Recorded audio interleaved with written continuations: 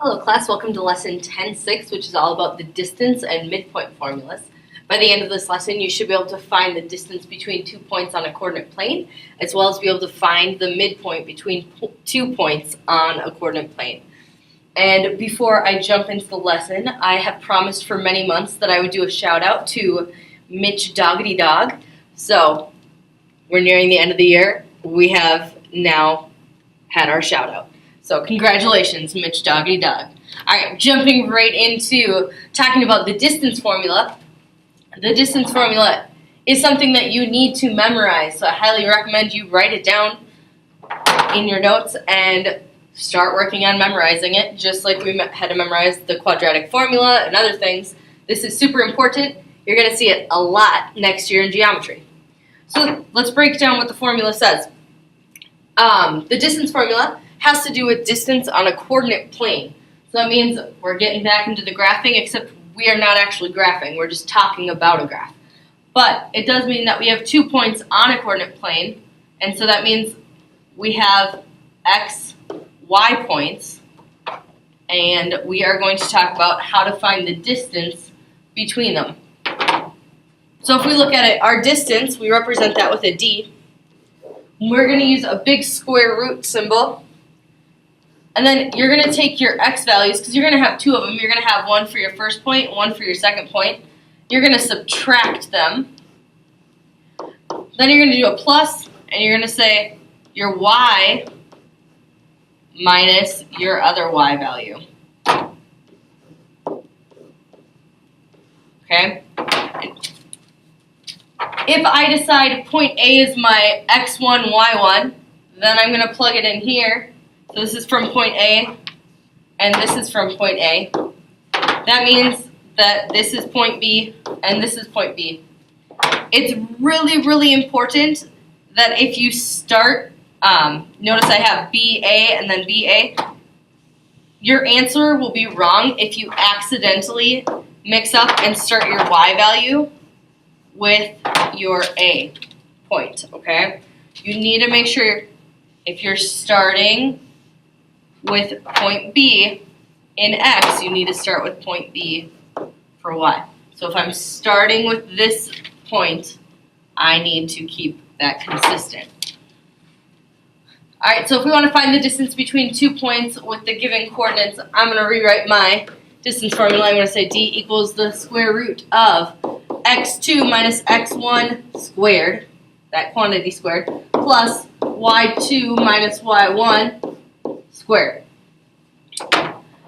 I have the points 4, 2 and negative 3, 1. It doesn't matter which one you decide is x1, y1 or x2, y2. You'll ultimately get the same answer. So I'm just going to say this is x1. I'm going to say this is x1, this is y1, because that's how I did it earlier. This is x2, this is y2. So I have D equals the square root of, my x2 value is 4, my x1 value is a negative 3, so I have 4 minus a negative 3 squared, plus my y2 is 2 minus a negative 1 squared. If I keep going, I have D equals 4 minus a negative 3 becomes 7 squared, plus 2 minus a negative 1 becomes 3 squared. So I have D equals the square root of 49 plus 9 gives me 58. And if I calculate that out, I can say D is approximately 7.62 units. Alright, let's try another one. We're going to have the points negative 7, negative 2, and negative 5, and negative 8. Again, I'm just going to pick random points. I'm going to say this is my x2, y2, x1, y1. I'm going to say D equals the square root of, it's so easy to forget to write that square root symbol and carry it down. Do not lose your square root. So we have negative 7 minus a negative 5 squared plus negative 2 minus a negative 8 squared. I just plugged everything into my formula from over here. Alright, if I have d equals the square root of -7 minus a -5 becomes a -2 squared, plus -2 minus a -8 becomes a +6 squared. Then I have d equals the square root of -2 squared is 4, 6 squared is 36. So I have d equals the square root of 40. And I can either calculate that out into decimals or use what I learned earlier this chapter and say d equals the square root of 4 times 10, which the square root of 4 is 2, and say this is my answer. Or if I didn't do that, I can say approximately 6.3 units.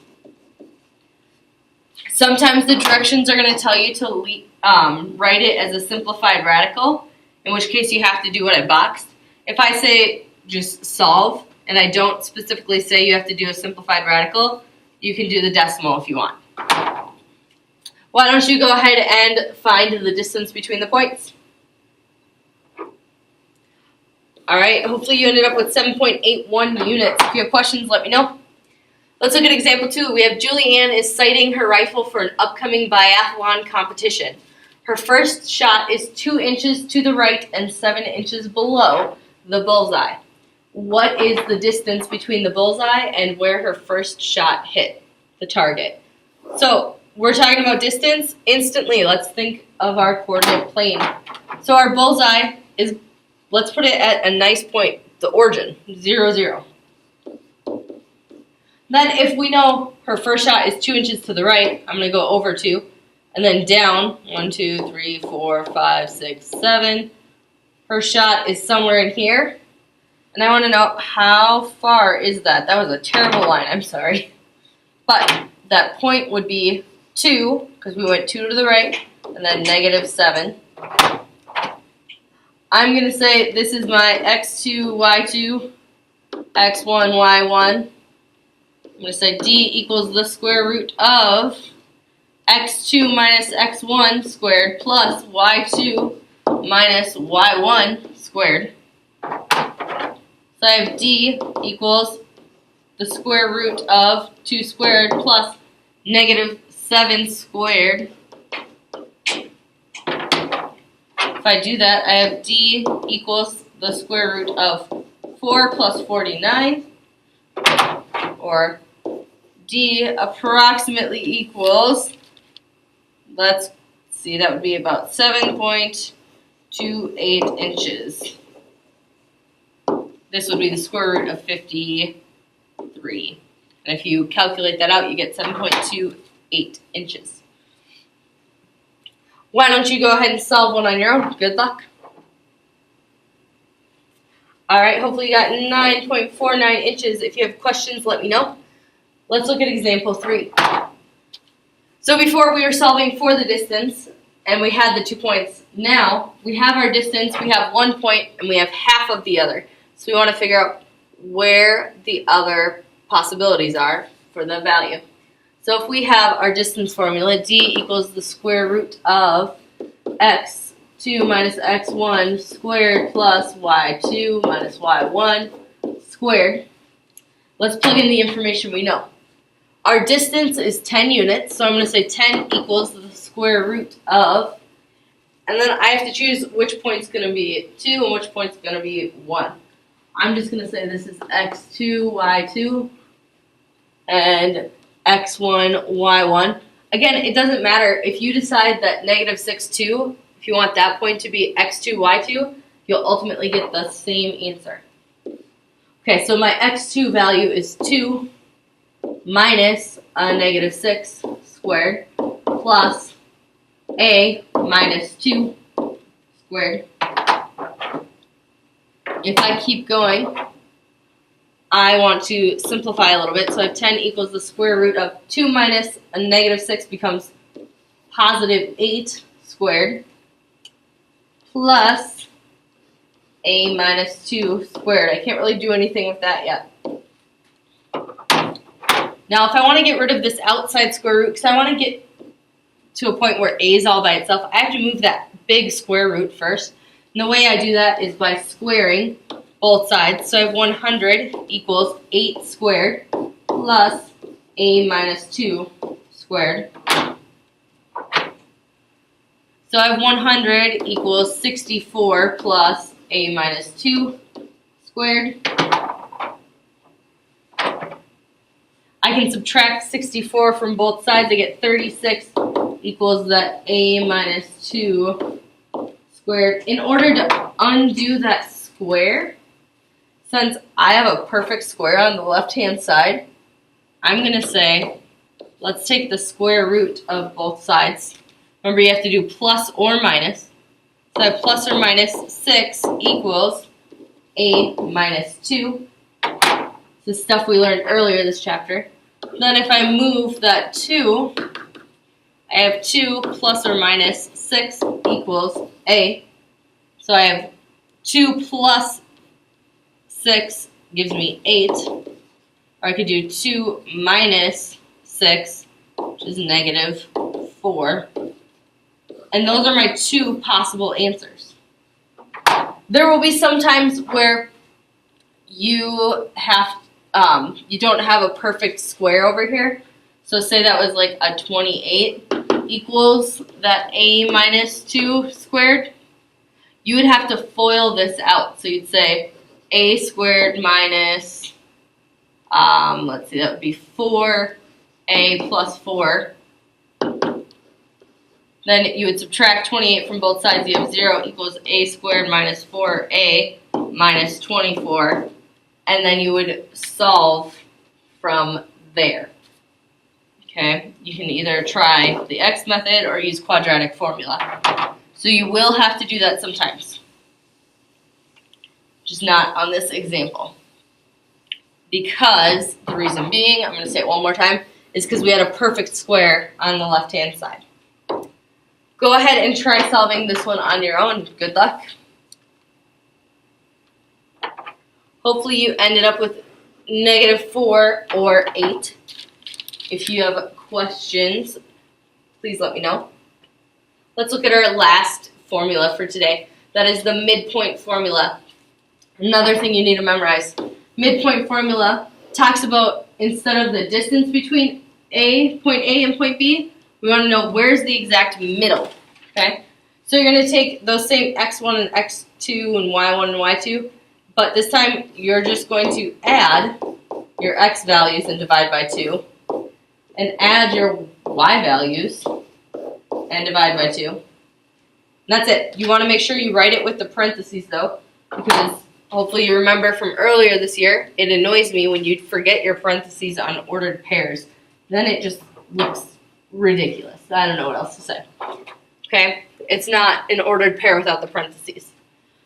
So our midpoint formula, remember, m equals x1 plus x2 over 2, y1 plus y2 over 2. So if I say this is x1, y1, x2, y2, I have 12 plus a negative 8 divided by 2. I have a 3 plus a 3 divided by 2. 12 plus a negative 8 is a 4 divided by 2, and then I have a 9 divided by 2. Instead of writing 4 divided by 2, I'm going to rewrite that as just 2. And I'm fine with you leaving it as a fraction 9 over 2. Do the same thing. We have 0 plus 5 over 2. So I take my x's, comma, my y, 0 plus 12 over 2. 0 plus 5 is 5, divided by 2 is 5 halves. 0 plus 12 is 12, divided by 2 is 6. And we're done with that one. This time I have 6 plus 3 for my x's divided by 2. I have 8 plus 4 divided by 2. So 6 plus 3 is 9. 9 divided by 2 is 9 halves. 8 plus 4 is 12. 12 divided by 2 is 6. And that would be my answer. Alright, why don't you go ahead and do the last problem on your own. Good luck. Hopefully you ended up with -2, -3. If you have questions at all about anything from this video, please be sure to let me know, and I'd be more than happy to help. Have a wonderful day.